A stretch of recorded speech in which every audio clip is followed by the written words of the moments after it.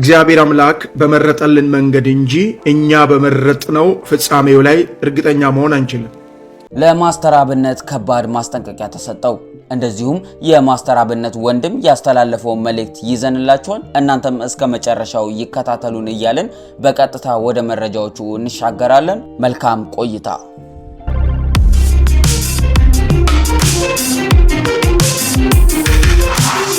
ለተሻለ ሕክምና ከሀገር ከወጣ 5 ቀናትን ያስቆጠረው በታይላንድ ሀገር ሕክምናውን እየተከታተለ ያለው በሆስፒታሉ አሉ የተባሉ ሐኪሞችም ከፍተኛ ርብርብ እያደረጉለት የሚገኘው ለብዙ እናቶችና አባቶች እንባ መታበስ ምክንያት የሆነው ወንድማችን ማስተር አብነት በተመለከተ ሐኪሞች የሚችሉትን እያደረጉለት ከመገኘታቸው በላይ በልዩ መንገድ ወደ ሙሉ ጤንነቱ እንዲመለስ የተለየ የሕክምና ክትትሎችን እያደረጉለት ሲሆን ለዚህም ምክንያት የሆነው የሆስፒታሉ ሐኪሞቹ በድንገት በሰሙት እና ማስተር አብነት ምን ያህል ደግ ልብ ያለው እና ለብዙ ሰዎችም የእረፍትና የሳቅ ምክንያት መሆኑን ድንገት በሰሙት እንደዚሁም በሶሻል ሚዲያ ላይ ያለውን በጎ ስራዎቹን ከተመለከቱ ሰዓት ጀምሮ ሐኪሞቹ ልባቸው እንደተነካና ለማስተር አብነት ከሚሰጡት ሕክምና ባሻገር ይህ መልካም ሰው ተሽሎት እንዲወጣ በጸሎትም ጭምር እያገዙ ሲሆን ከሆስፒታሉ እንደወጣው መረጃ ማስተር አብነት በሆስፒታሉ ተኝተው እየታከሙ ካሉ ታካሚዎች በተለየ ሁኔታ እና በልዩ ትኩረት ሕክምናውን እየተከታተለ እንደሚገኝ ማረጋገጥ ተችሏል።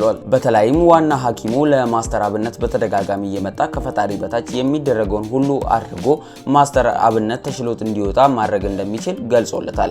ታዲያ ከትላንትና በስቲያ በሶሻል ሚዲያ ማስተር አብነት ሁለተኛውን ሰርጀሪ በሰላም አጠናቋል የሚሉ መረጃዎች በስፋት እየተሰራጩ ህዝቡም እሰይ ጸሎታችን ተሰማ እያሉ ደስታቸውን ሲገልጹ እየተመለከትን ሲሆን ከዚህ ጋር ተያይዞ ግን እያስታመመው ያለው እና ወንድሙ የሆነው ዋጋን እየከፈለለት ያለው ካሳ ከበደ ያጋራው መልእክት ባይኖርም ነገር ግን ከማስተር አብነት ጋር ተያይዞ የሕክምናውን ሁኔታ የሚገልጽ አጭር ጽሑፍ አስፍሯል። መልእክቱም እንዲህ ይላል። በምጥ ወቅት የሚሰሙ የመከራ የስቃይ ድምጾች የህይወት ማብቂያ ጩኸት እንኳን ቢመስሉም በውጤታቸው የአዲስ ማንነት መገናኛ የውስጥ ጥንካሬ ማሳያ ናቸው በማለት ማስተር አብነት አሁን እንኳን ያለበት ከባድና አስቸጋሪ ቢሆንም መጨረሻው ግን መልካም እንደሚሆን የገለጸ ሲሆን በትላንትናው ዕለት ደግሞ ለማስተር አብነት ከባድ ማስጠንቀቂያ የተሰጠው ሲሆን ብዙዎችም ይህንን መረጃ በተለያዩ ማህበራዊ ሚዲያ ላይ እያሰራጩት እየተቀባበሉት ይገኛል። ማስጠንቀቂያውም እንደዚህ ይላል። አንደኛ፣ በአስቸኳይ ስልክ አቁም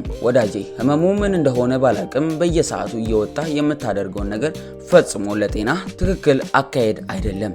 በተለየ በሽታ የተያዙ እና ሰርጀሪ ለማድረግ የሚዘጋጁ ሰዎች ከህክምናው ልዩ ዝግጅት ማድረግ አለባቸው።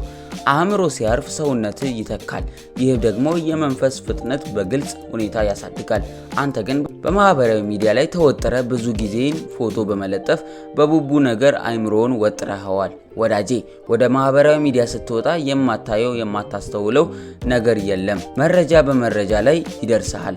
አስፈሪ ዜና፣ ያልተፈለገ ንግግር እና አነሰሰሪ ስትረስ ልትመለከት ትችላለህ። ይህ ደግሞ በጣም ይጎዳሃል። ሰሞኑን የመጀመሪያ ሰርጀሪ ማድረግን ካንተ ሰምተናል። መልካም እመኛለሁኝ። ሁለተኛው ሰርጀሪ እንዳለህ ሰምተናል። አሁን ግን ለሁለተኛ ሰርጀሪ ራስን እንዴት በምን ሁኔታ ማዘጋጀት እንዳለብህ ልነግርህ ስማኝ።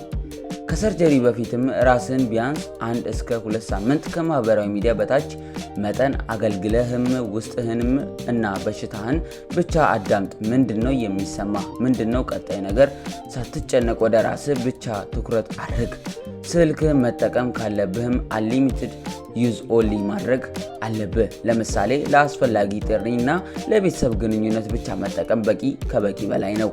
ከዚህ በዘለለ እንደ ቲክቶክ እንደ ፌስቡክ ቅብርጥሴ እያልክ ፎቶ እየለጠፍክ ላይክ እና ኮሜንት እያየ ራስን ወደ ውጥረትና ወዳልተፈለገ ነገር የምትከተል ከሆነ የሕክምና ውጤት ከንቱ ይሆናል። ተጠንቀቅ።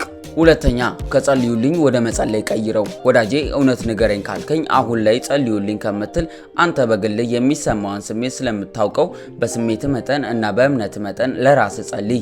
አትጸልዩልኝ ለማለት አይደለም። ከጸልዩልኝ ውጣ። ብዙ ጊዜ ጸልዩልኝ ለማለት ሚዲያ ላይ ትመጣለህ። ይህ አካሄድ ነው ብዙ ጊዜ ስልክ ላይ እንድታሳልፍ ያደረገ። ስለዚህም ይህንን አካሄድ አቁም፣ አይጠቅምህም። እናም በመጨረሻም ለአእምሮ እረፍት ስጠው። ሙዚቃ ስማ ወይንም መዝሙር፣ መጽሐፍ ቅዱስን አንብብ። ከምንም በላይም ከፍተኛ ዝምታ ውስጥም ራስን አዳምጠው። አእምሮ ሲረጋጋ ፍርሃት ይቀንሳል፣ ተስፋህም ይጨምራል፣ ሴሎችህም ይነቃቃሉ። ይህንን ስታደርግ ፈውስክ ይፈጥናል በማለት መልእክቱን ያስተላለፈ ሲሆን እናንተስ በማስተር ሀብነት ላይ ያላችሁ ሐሳብ ምንድነው? ሐሳብና አስተያየቶቻችሁን በሐሳብ መስጫ ሳጥን ስር ያስቀምጡልን። እንደዚሁም ለዚህ ቤት አዲስ ከሆናችሁ ቤቱን ሰብስክራይብ በማድረግ ቤተሰብ ይሁኑ እንላለን። መረጃ በፍጥነት እንዲደርሳችሁ የደውል ምልክቷን መጫን እንዳይዘነጉ። እኛ ለዛሬ የያዝንላችሁ መረጃ ይህንን ይመስል ነበረ። ከወዲሁ ተሰናበትን። ቸር ሰንብቱ።